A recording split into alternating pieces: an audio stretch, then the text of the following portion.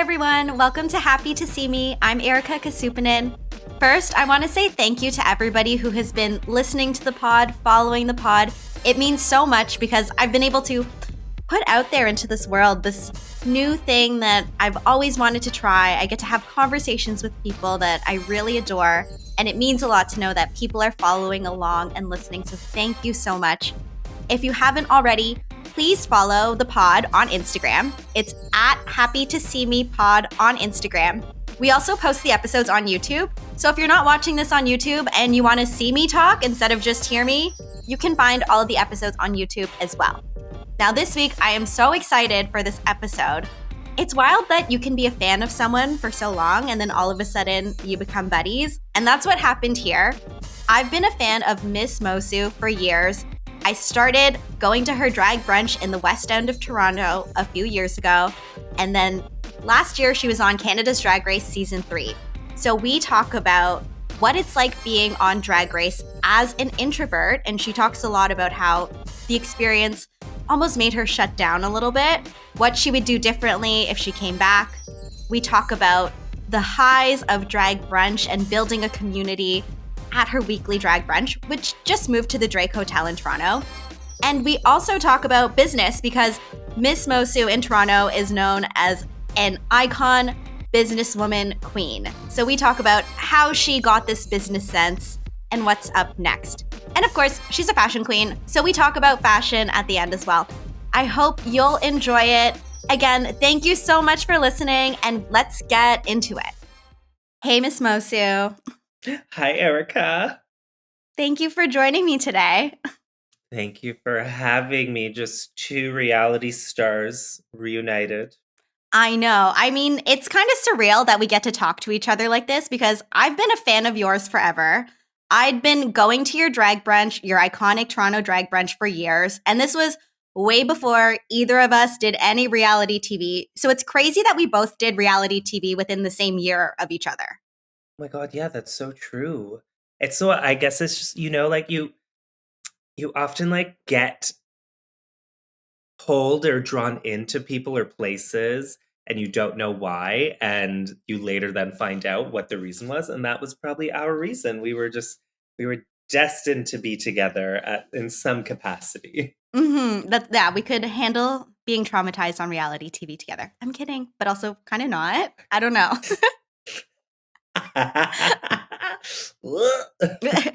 Okay, wait. So for people who don't know, Miss Moço is the queen in the West End in Toronto. She is the queen of brunch in Toronto. She's also the businesswoman queen.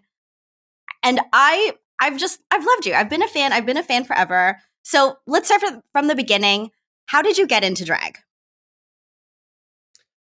Oh, wow. Drag for me was this kind of natural, easy, fell into it sort of situation where I was starting to change the way I was dressing more so when I was going out to a club or a bar. I would start to dress a little more androgynous, and I always had a love for heels. So heels started coming into my wardrobe, and then friends just started to nickname me with terms of endearment that were more on the quote unquote feminine side of things. And Miss Moço was one of them. And I was asked to be on a poster for a party in Toronto. It was a wig party. And then I asked if I could perform. And it was a friend. So I was like, yeah, sure, of course. So that was the first night I got up in full drag and got on a stage and performed. And I just went with the name Miss Moço that people were already calling me. And I got off that stage and went, okay, I think I'm a drag queen. Were you a performer at all before this? I mean, I was a gymnast growing up. So I kind of drew from that experience of being on a stage in front of people, if you will. And uh, other than that, absolutely dreaded public speaking, being in front of people.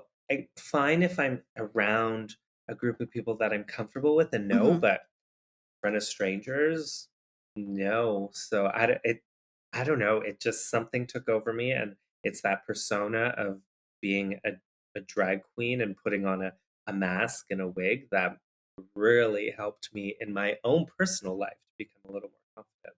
That's so crazy to me because for years I've seen you are standing on a bar in front of hundreds of people every week just commanding the room at drag brunch and then getting to know you and finding out that you consider yourself to be quite introverted. I would have never guessed, but it seems like yeah, like having that persona really helped you. Now, talking about Drag Race, I know you and I have talked a lot about how when you were in that environment, one that you were so excited to be in, it was almost like your introverted side took over. So tell me about that experience and tell me what happened.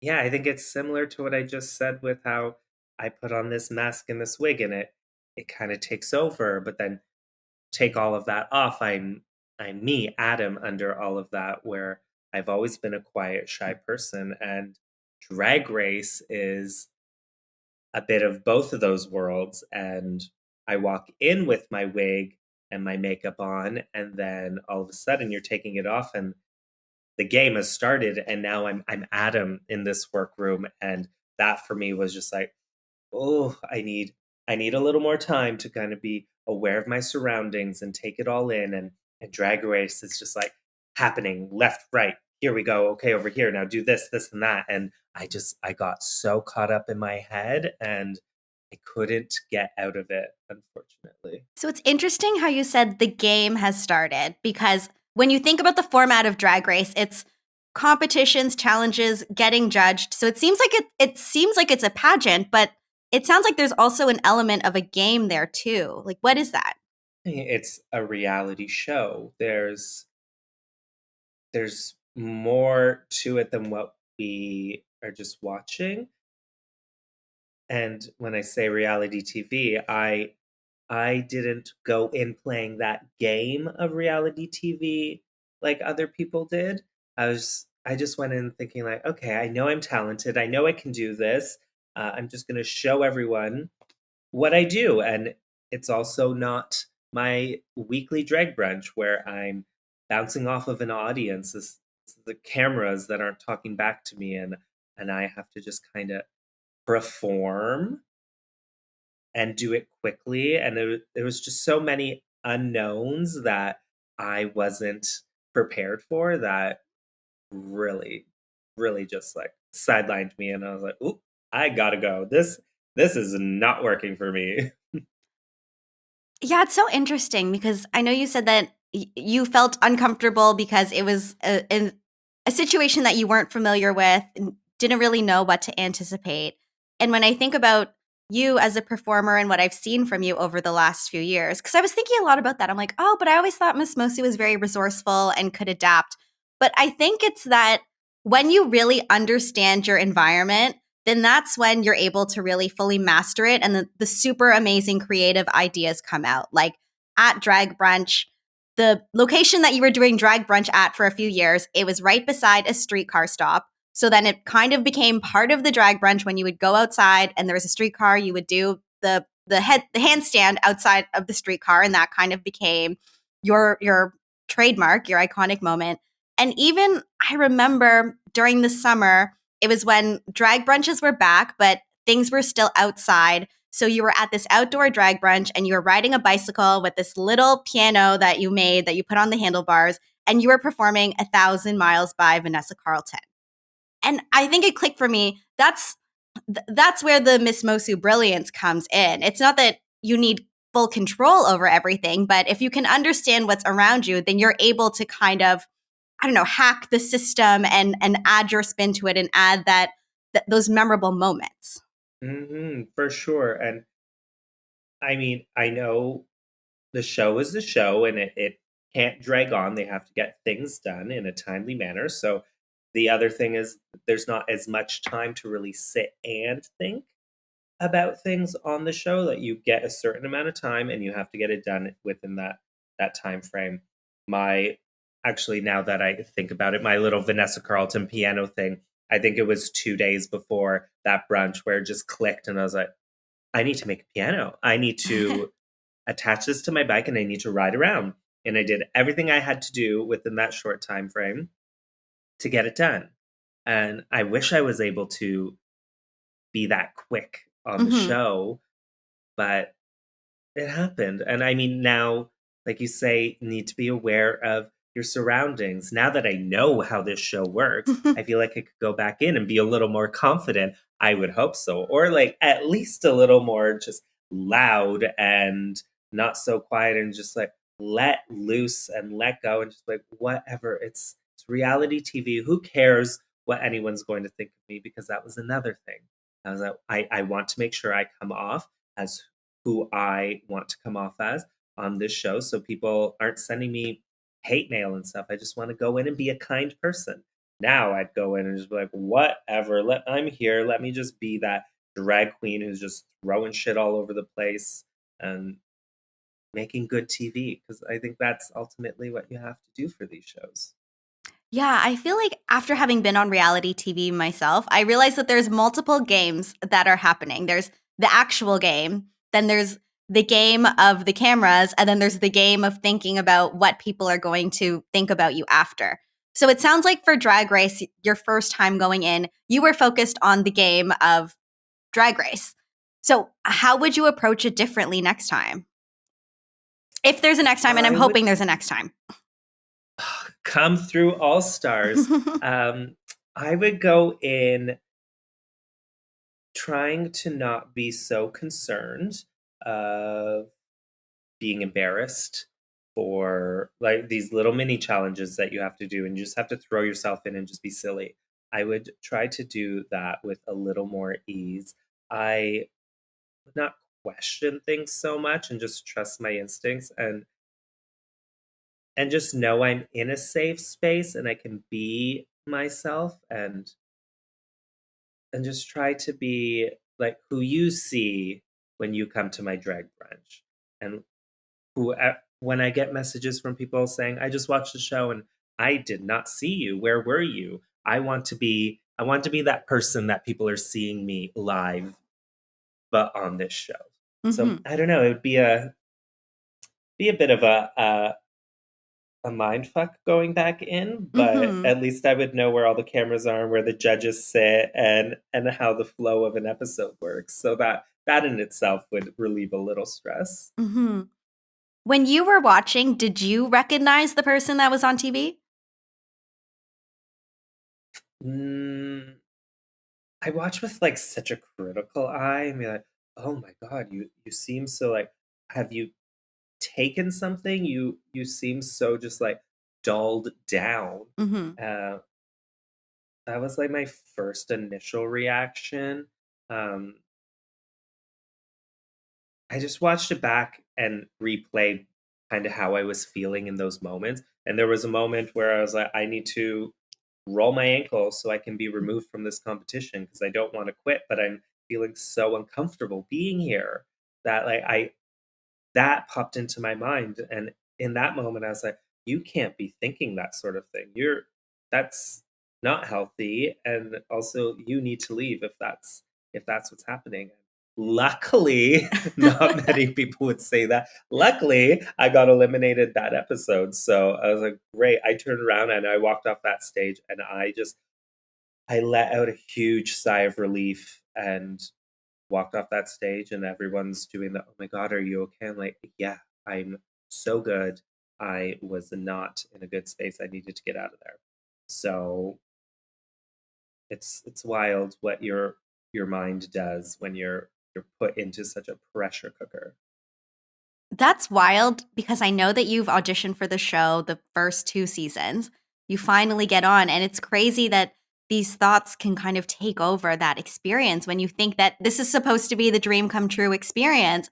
I'm glad that you were able to recognize that that it wasn't healthy and it wasn't okay for you to be thinking those things. And it seems like you were able to have almost like good boundaries around the whole situation where you just knew I wasn't comfortable in this situation. I'm okay if I leave because it's going to be better for me.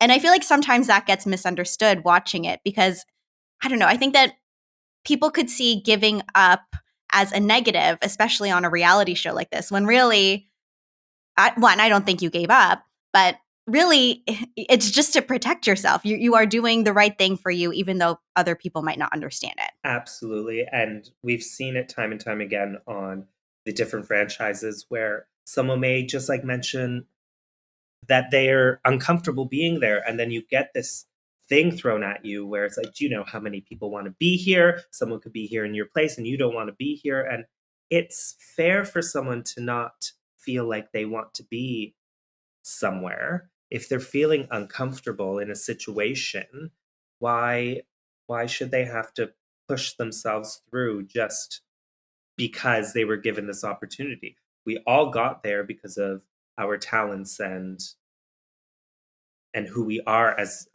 artists, but you don't know how you're going to react until you're in that moment and it's new for everyone. So that was a huge fear of mine was uh, how people would react, and I made sure I crafted the way I was speaking about my experience, and even in my press thing after I was Hmm. eliminated, in a way so that people would understand I wasn't wanting to quit. I was just not in a good headspace, and that in itself was why I wanted to get out. But at the same in the same breath, so grateful to be there, and I know the weight of being asked to be on this show, and also I know what it feels like to audition and get far and then not get on. So I'm I'm really aware of the experience I was given, and I'm so grateful. It just wasn't the best experience. I think that's fair. And I've talked to people who I've played Survivor with, and it's taken them a while to really know, do they put Survivor in the category of good experience or the category of bad experience? Because being on a reality show, you get the best of both worlds. You get the high highs and you get the low lows. But then in the end, you have to just decide that you're going to be grateful and decide that it's going to be a good experience.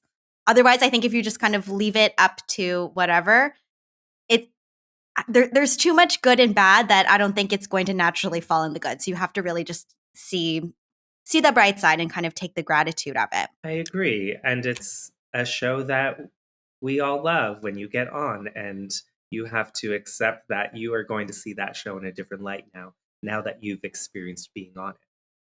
Yes. So now that you've been on it, I do want to ask you about what life has been like after, because before you were on the show, it's very often you would hear Miss Moço and in the same sentence here, businesswoman. Did you find that you had a positive impact on your business and all of your business activities from being on Drag Race?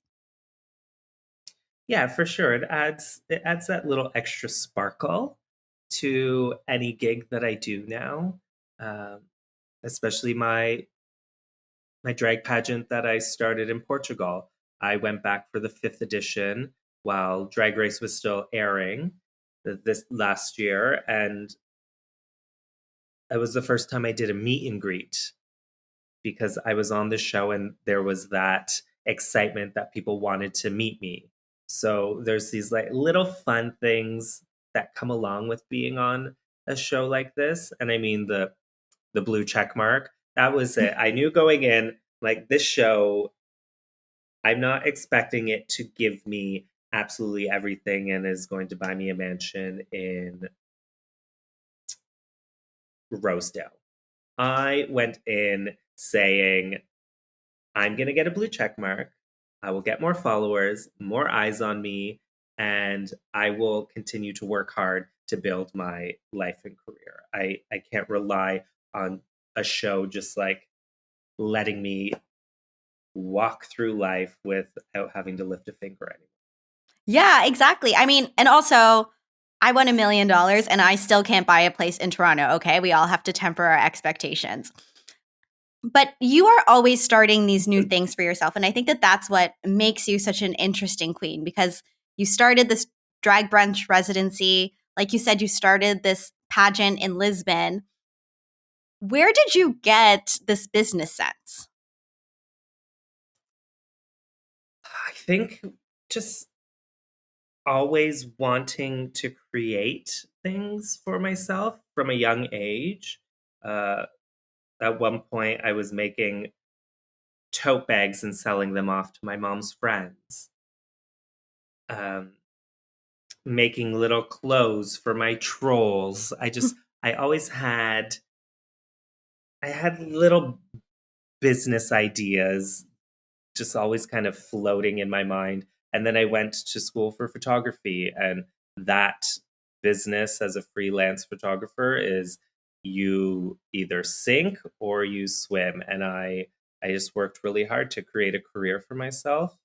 And my mom, throughout the years, has given me a lot of great business advice, especially when it comes to my taxes and that area, which I'm not so fond of, but to have a parent who can kind of guide me with those things has made my business decisions a little easier.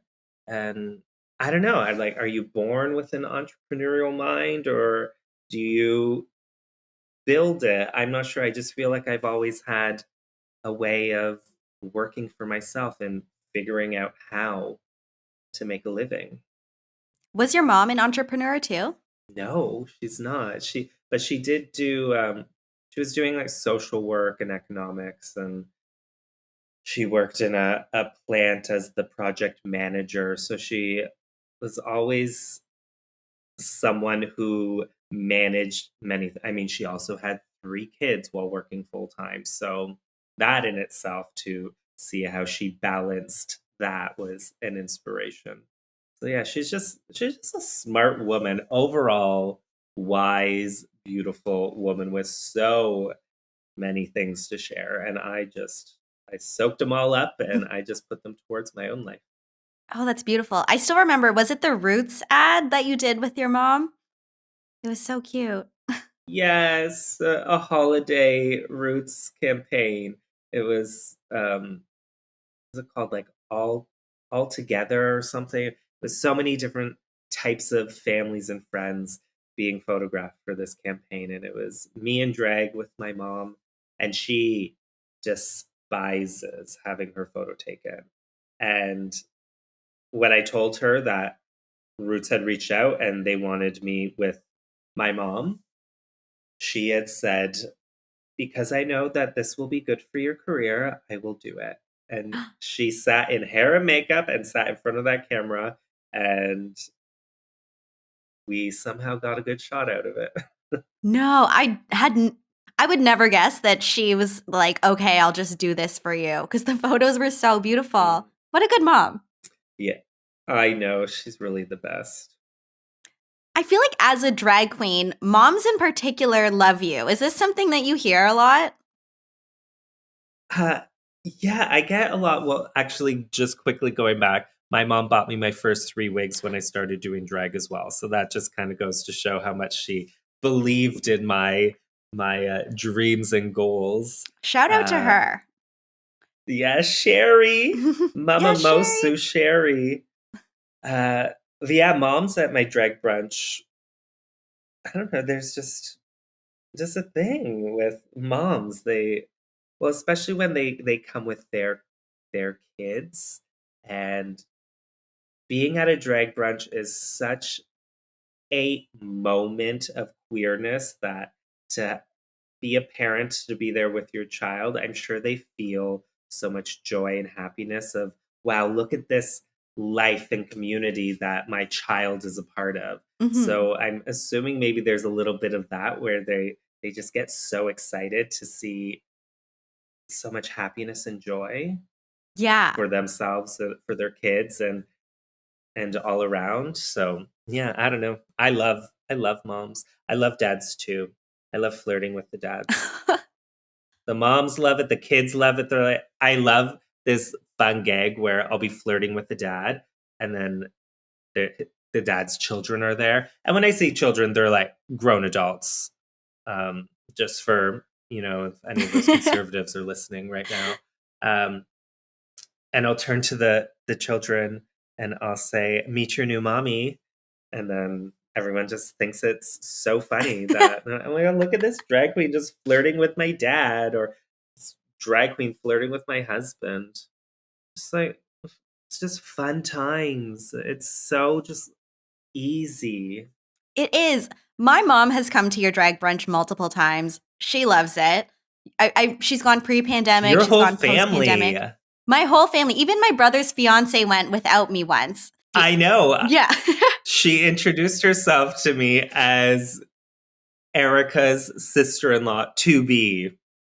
I remember her. Shout out Alexa. No, my whole family loves you. When Heather came to Toronto, we went to see, it was actually the viewing party for when you got eliminated from Drag Race.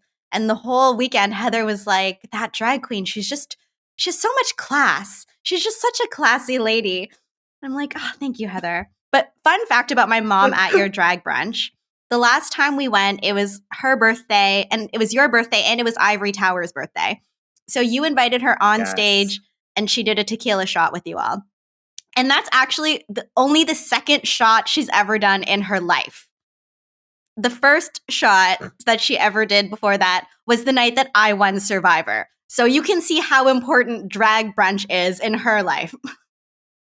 Oh my gosh, that is so funny and so cute.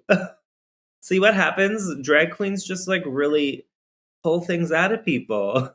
Yeah, you helped my mom to reach new horizons. And then after, she was on the GO train home, just like trying not to throw up. But whatever. Shout out, mom. She had a great time. No. Oh my gosh. And here I am doing like many tequila shots because people keep buying them during my show. There are times where I wonder, like, how do you have the capacity to hold all of this tequila? Like, it's amazing because then you're still doing cartwheels. Yeah, I'm not sure. I don't know if it's because I'm essentially working out and just like sweating it out while I'm going. I mean, there does get to a point, not often, but once in a while, where it'll hit me. I'm like, oh, I can't do anymore. This is like I know I've hit my limit, and if I go any further, it won't be pretty. So it's just being mindful, I think, as well. And I definitely turn shots away if I've just done one and I walk up to another table, like, here you go, and give me at least one song in between a shot because it's can be too much.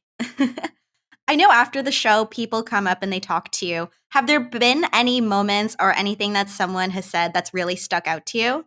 There's been a few over the years. Someone had mentioned to me not too long ago that they were feeling like they haven't found their place, their community, and came to my drag brunch, saw what that room is like and what the energy and the emotions in that room, and left that drag brunch and cried and said, I found my space, I found my home, my community. That for me is just so I'm up there being silly and drinking and dancing and cracking jokes on a mic and not thinking that that can help someone feel accepted or comfortable. Uh, so every once in a while, I just keep in mind that, like, sure, this is just kind of fun and games, but also can be an inspiration for people in their life. And if they haven't come out yet and they want to come out, and coming to a show like this where it's really open and it doesn't feel like a space where you're going to be singled out. Even though I do call people out on the mic, it's still like a fun and accepting and inviting space. So that for me, just hearing any sort of comment after the show of feeling like it's affected their outlook on life, or helped them feel a little more themselves, those are the moments that really stick with me. I feel like that's part of what makes drag brunch as an experience so amazing, because I feel like it's also, you're building this community, whether you go there and you just talk to the people at your table or you go there and you meet other people. You are in this shared community of knowing, okay, when we're in the space, we're just going to have fun. We're going to be accepting of each other. We're going to throw all the seriousness out the window. And I've even found that people have come up to me because I'm very vocal about how I'm a fan of yours. And people have come up to me before and said, oh, I've watched you on Survivor. I'm a big fan of yours. I've also seen that you love Miss Moço's drag brunch, and I love Moço's drag brunch too. And it's so cool that we have that in common. So going to your drag brunches is not just a Sunday morning, but it also becomes kind of like this point of interest that people can bond over. Oh my gosh, I love that. That's why I do what I do. And I mean, I did it for myself in the first place to be more confident in who I am, and tables have turned. I do it more for others now than for me. Of course, it's my livelihood and I need to make a living, but I'm also doing this to bring some happiness and joy to people's lives. And you do. I really believe you do. And I think that, yes, we always talk about Miss Moço as the business queen. However, I think that why it works as the business queen is because you've created this great product, and the product is this experience where if you're around Miss Moço, everybody feels good. And I think that that's so, as I think about it, that's so fun as we think about what happens to you in the next chapter and how you grow your drag. It's like you create this feeling for people. And I think more people, if they got the chance to experience it, they'd love it too. Well, it's funny we're talking today because I just did my debut drag brunch at the Drake Hotel last Saturday. It's my weekly drag brunch there now. I left the old place that I was at for 4 years and I hopped over down the street to the Drake Hotel. And today, after going through last Saturday and it being such a huge success, and now it's Wednesday and my next brunch is this Saturday, and the second seating is sold out of 120 people already. I've had this feeling today of I'm making the correct career moves for myself. And I just hope that people continue to come because I want them to come and have this fun experience and enjoy an afternoon of just like letting go of whatever you may be holding on to and just like, let's just be present for these 2 hours and just enjoy and have a great time together. I love that. I was lucky to be at your first drag brunch at the Drake. It was amazing. I feel like in the best way possible, I almost feel like I was in this black hole where all of a sudden I'm like, wait, it's over. We've been here for hours. I feel like time just flew by. So thank you for that amazing black hole experience. It really did. It was, I don't know how to explain it. I get so in the zone and it gets to the end of the day and then I'm sad that it's over. It is quite the high, the drag brunch. I'm really proud of it. I'm really excited to keep doing it every Saturday. You should be. I think it's only going to get bigger and better from here. Before we wrap, I want to play a little game with you because I know you're a fashion queen. So I'd love to play Marry, Fuck, Kill. But since you're a fashion queen, I wanted to do it with either accessories, trends, items, and you can define Marry, Fuck, Kill in the way that feels best for you. So first, got it. Marry, Fuck, Kill, tassels versus lace versus feathers. Oh my God.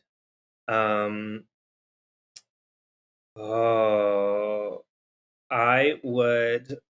This. You're making it really hard. Those are all fun things. Okay, definitely marry feathers. I am obsessed. Most of my new looks right now have feathers all over them. I would fuck tassels, and I'm sorry, I'll kill lace. You know, that's fine. I mean, feathers are big right now, and I'm glad that tassels didn't die because once I saw you wear a tasseled jacket at drag brunch, and then I bought a tasseled jacket. So I would have been really upset if that died. So I'm good with Oh that. my gosh. I remember taking a photo. Didn't you have your like back to the camera to show it off? Yeah. And that it was like in front, outside. Oh my God, yes. That was when the fire trucks came. And fun fact, that was when I just came back from Survivor casting finals. I got back and I was like, I think I'm going to make this show. Let's all go to drag brunch. So I was secretly, prematurely celebrating that during that picture we took. Oh my God. Oh, that's so wild. Okay, here's another one. Harem pants versus low-rise jeans versus tearaways. Oh, marry harem pants, fuck tearaways, and burn low rise because I wear pads and corsets and just can't get away with it. So Okay, good. No use for me. Those are garbage. Honest, I'm glad that you as the fashion queen is like, there's no room for that. There's no room for that resurgence. Get out of here. Get rid of them. Butterfly clips versus scrunchies versus fascinators. Oh, okay. Marry scrunchies because they're just so lush and lovely. Fuck butterfly clips because they're a good time. And fascinators, boring. Bye, get out of my life. Don't need you. It's true. There's not really a use case for them unless you're going to some like, monarch event. That or like the racetrack or something. Ooh, that would actually be fun. Okay, anyways, I digress. Okay, last one. So jelly sandals versus kitten heels versus wearing socks with sandals.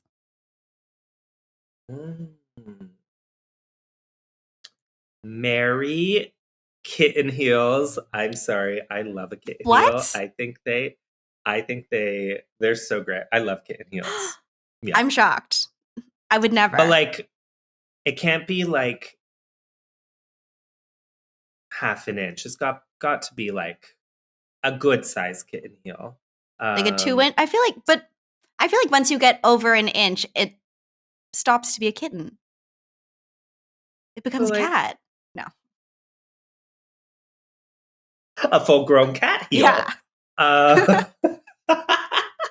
I mean, I've got a few shoes that I consider kitten heels. Maybe they're not considered kitten heels. Maybe I am just dreaming, and my kitten heels aren't.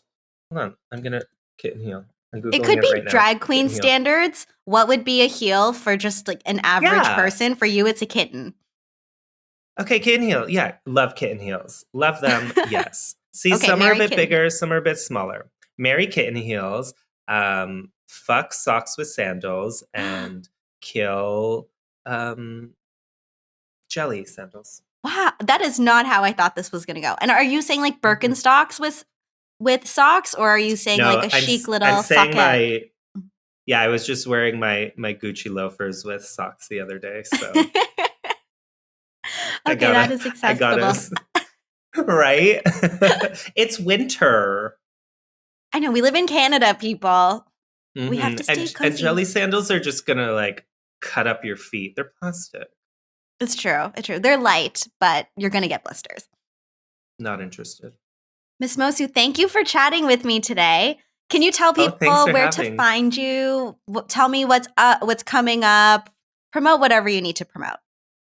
Yeah, I mean, well, the biggest thing is my new drag brunch weekly on Saturdays at the Drake Hotel. You can follow me on Instagram at Miss Moço. That's where I post all of my good information and keep the people up to date with what I'm doing. Or missmoço.ca if one's a fan of a website. You can find me there too. In terms of like things coming up, I'm just always working on something and trying to pull together some fun, exciting events. And also I am a photographer still, so I'm still working on doing some fun, creative things in my life with that. So have a look out for just all the fun art I'm about to create this new year, 2023. I can feel it's a good one. And for you too, in this new podcast, congratulations to you on this. Thank you. I am doing my best. I feel like we're always working on something, right? And I can't wait to see what you put out next. Always. All right. Well, thank you, Miss Moço. I'll see you at brunch.